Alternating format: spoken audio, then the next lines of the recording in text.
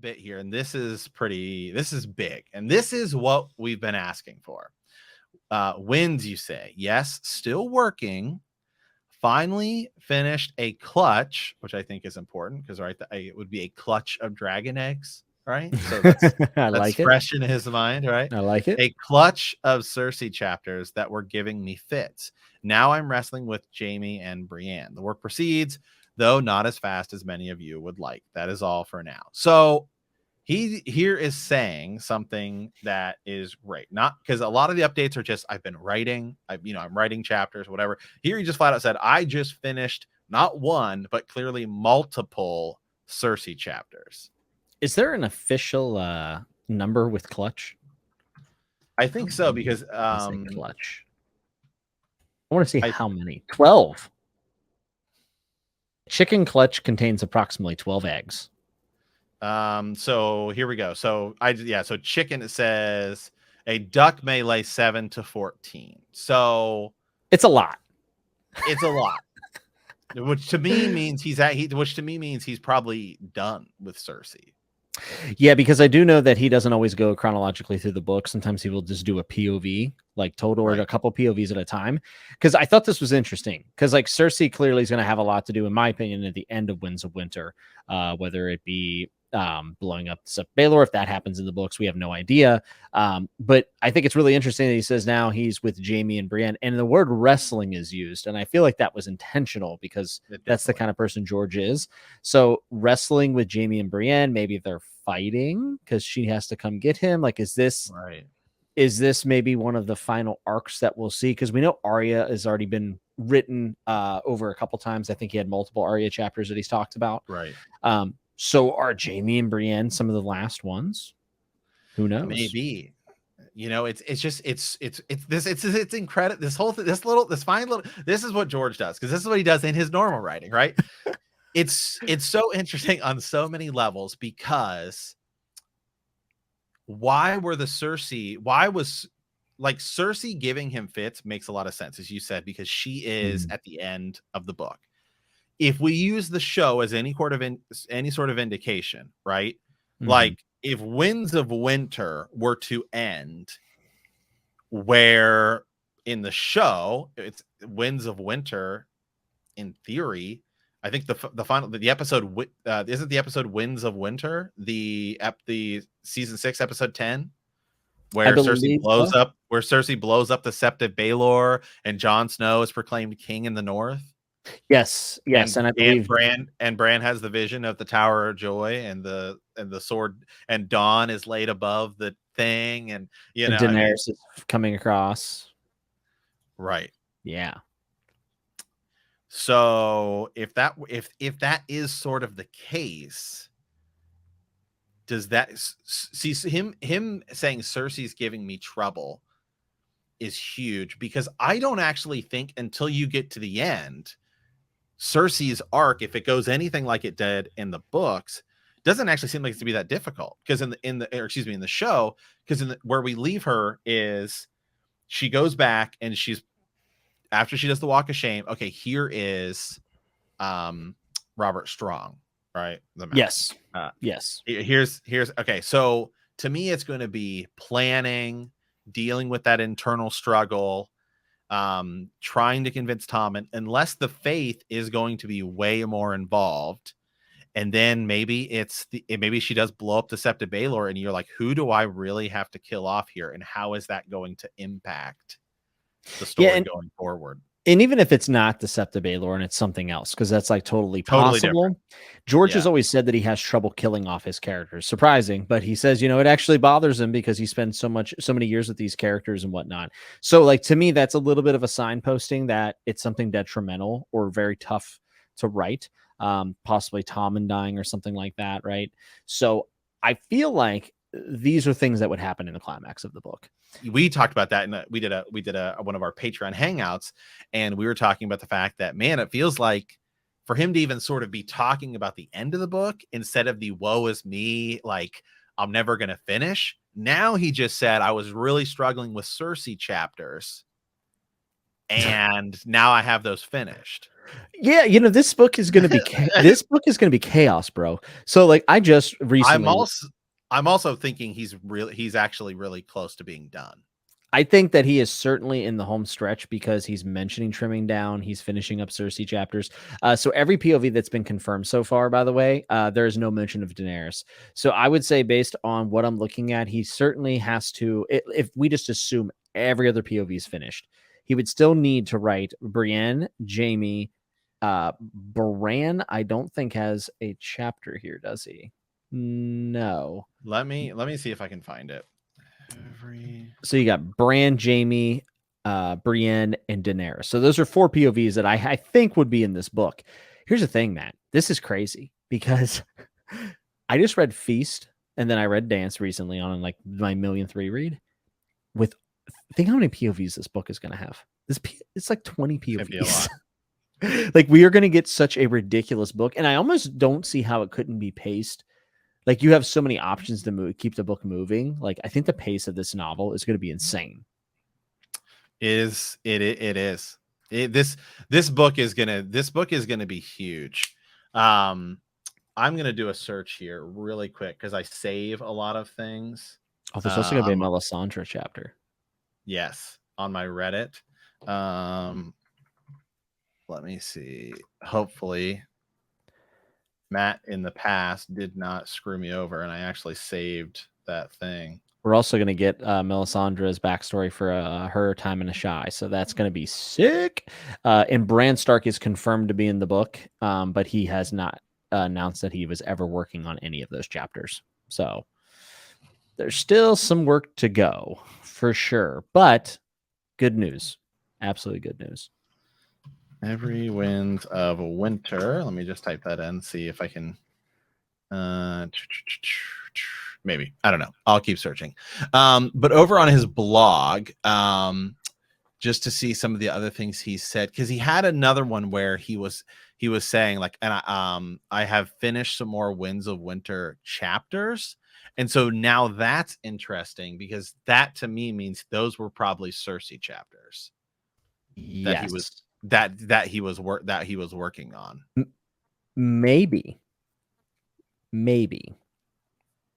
hard to say, right? He could have been wrapping up some other ones. Maybe he's keeping something under his hat.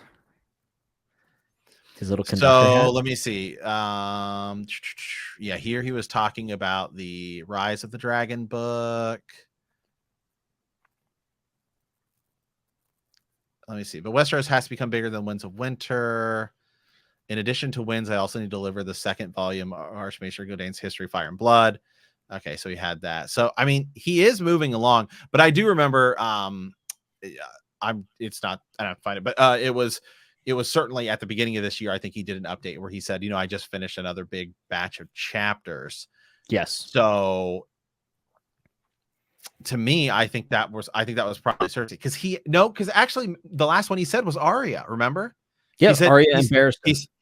He said, yeah, now off to Arya and Barristan. So it sounds like he's moving along now. Now it sounds like the pace has been picked up.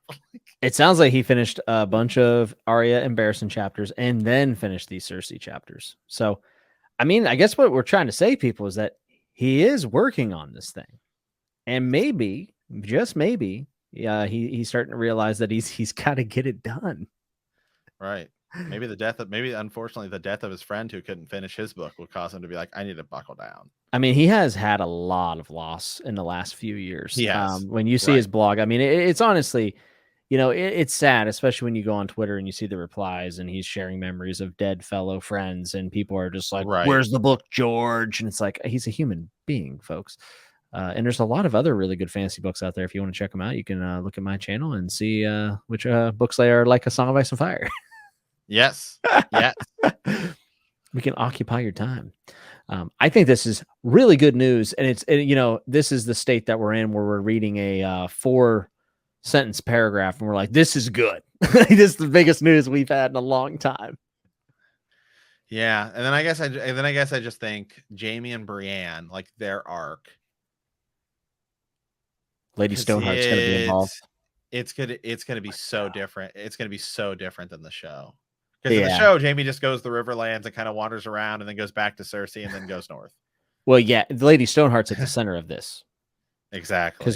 Also, he kind of spoiler George, like Brienne at the end, like we think she might have got hung, right, in Feast, and then you're telling us she's in the book, bro. I mean, come on. And he's clearly writing Jaime and Brienne chapters together, which means they link back up. Yeah, man, I want to read that so bad. Like, dude. The crazy thing is, and again, the ending, like in the show, might be so totally different that we need to just wipe, like, not only season 8 from our minds, but season 7, like, from our minds. Like, we might need to wipe 7 and 8. Yeah. I don't know about 6. 6 feels like all very logical. So you think the Septa Baelor progressions? You think that happens? I think it could. I definitely do. 7 and 8, like 6 feels so logical to be the next step in everything. Like a Battle of the Bastards makes sense. You have to get there differently. Cersei blowing up the Septa Baelor. We already know about all the wildfire. It would eliminate a lot of her enemies. You could kill young Griff in the process. So I do believe, I think Griff's staying alive, but I do believe that the Septa Baelor could be the catalyst for Cersei losing power in King's Landing to Griff, who seems like a white knight at the time, which is where they fly his banners. Dany lands, he's being praised, he's the Mummer's dragon, and then we have a dance of dragons. I think all that is very logical. So maybe, and maybe that's why it was taking him so hard to write, because if Cersei's at the center of everything, she's got to get out because she's not dying. She does have to get out. Another key component is Tommen and Myrcella, because Ez and I have talked about the possibility that it's flipped, because Tommen just feels like so young to kill off, and Myrcella feels like way more important, and she's like still alive and totally tied to Dorne. Like maybe. Oh my goodness. What if Myrcella gets married to young Griff? I know, I was just about to say that. Like, but how would the Martells let that happen? I mean, none of their plans ever work. Because who are they gonna marry? Who are they gonna marry off? Ariana. Yeah, but to who? I mean, they tried to go get.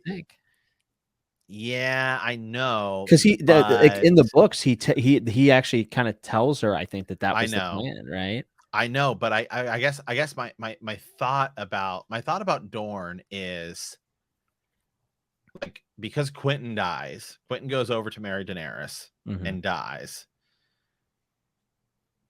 You know, in the show, again, this is the show, Daenerys comes over and like one of her first allies is Dorne.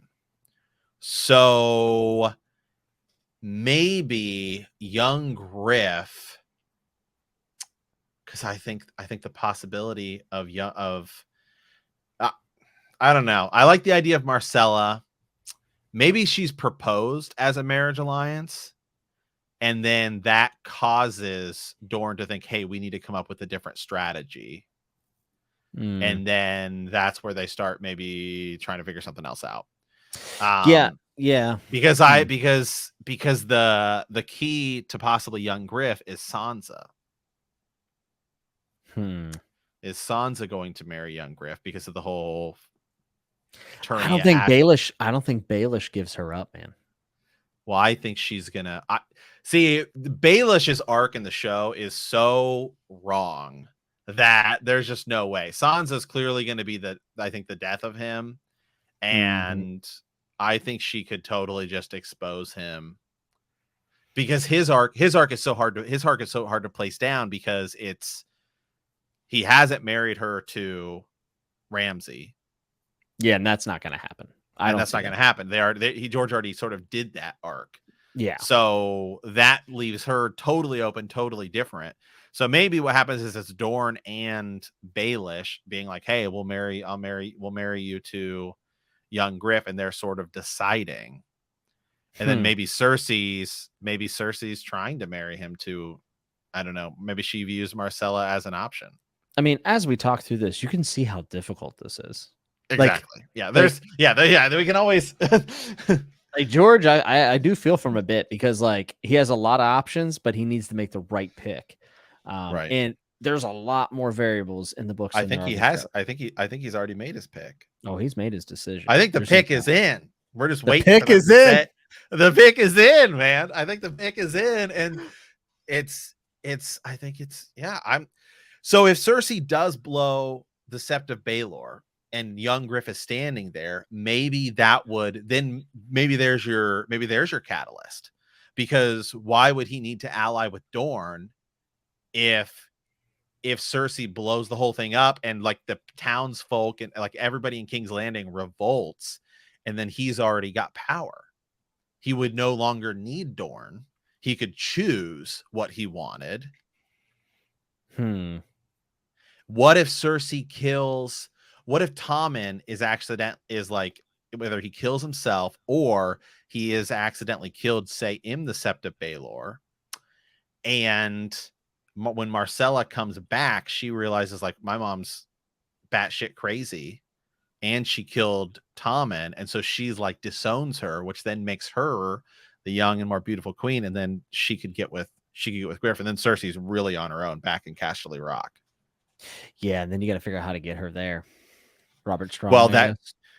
that would be the chapters. But then the only problem with Cersei having to retreat to Casterly Rock is, and this could be the show tainting us and the books too a little bit, and I think like, does Cersei make it to the end game?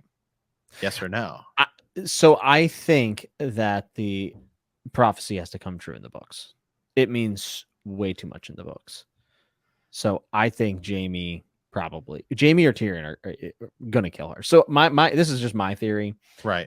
I've always thought she would go back to the Rock, and I would believe that Tyrion would burn the Rock.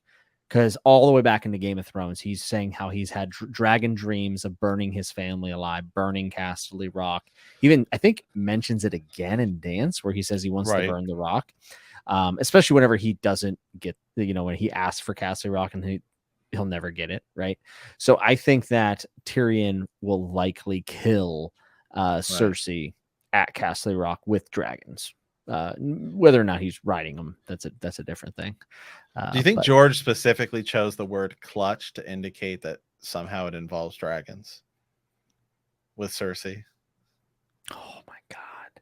Well, maybe it's just I wouldn't put it past him. Maybe it's just the dragon though. Oh my god. Right. Okay. So two things. It could just be the dragon, young Griff, right? He's a Targaryen. Or dragons, plural. Or Dragon Pit, which has wildfire underneath it. Ooh. Because there's wildfire under the Dragon Pit. That's what the sorcerers tell Tyrion. See, this is where I'm like, am I going to tinfoil? I don't think there is. Because I feel like we finally just have like he said, here's like, this is the first update where he's specifically talking about chapters that actually gives us like a slight indication to something that's actually going to happen. Because all the other chapters they ever told, like, we know Arya's over in Bravos. She's going to have to come back. Like, yeah, show or not, Arya, like, you don't send Arya over to Bravos to train to become a badass, deadly assassin to just have her stay over there. Like, it's obvious that she's coming back. Yeah. Cersei's plot right now, like, take the show out of your mind, is not entirely obvious. There's a ton of variables that could happen. Yeah, and she's unhinged. I mean, she's making terrible decisions. All that decision making is gonna bite her. Like, I think in the books, it feels very obvious that she would lose power at this point. Right. Like, I think she has to lose power, unless if she's gonna do like rule through martial law. But like, I don't think she has the command to do that at this point. It's hard to say. Let me look here. So Cersei has 2 chapters in A Dance of Dragons, and she has 9 chapters in A Feast for Crows. She appears obviously in a bunch of chapters, but she doesn't have POV chapters. And so she has a total of 12 chapters, which means if she gets anywhere from 7 to 12, which is a clutch as we looked up, My guess is that Winds, which he says is going to be his biggest book, as big as a Storm of Swords. Storm of Swords is really 83 chapters. Jesus. If you include the prologue and the epilogue. Although I feel like Dance is actually a higher word count, because I feel like the chapters in Dance are like enormous. They're massive. I could be wrong on that, but I feel like if you look at the books side by side, I feel like Dance is probably bigger. Just in terms of actual like word count, but I could be wrong. Either way, that's 73 really, if you count the prologue and epilogue. So, I mean, Cersei's clearly going to be an enormous part of the book. I mean, because pretty much anybody who gets over 7 chapters, I mean, that's 10%. That's 10%. Yeah, it's going to be a massive Cersei book, if not more. Which makes you wonder, maybe this is it for her. That'd be, that'd be wild. Be wild. I still think Jaime and Cersei are going to come back together, though. Like in the books, it makes sense. And again, the Valonqar prophecy is definitely in play. Right. It's going to happen. Just how it's going to happen is going to be a big question mark. I do see her falling from grace, though. Like, right. It's hard to say. It's really hard to say. And then he immediately goes to Jaime and Brienne and them and wrestling, like with them. Yeah. Yes. Things that are happening with Cersei will play directly into what he's going to do with Jaime, like for sure. Their chapters have always also kind of been parallel for the most part. He's always thinking about her. She randomly thinks, how big of an idiot he is. So it'll be interesting to see where Jaime ends up at the end of this book as well.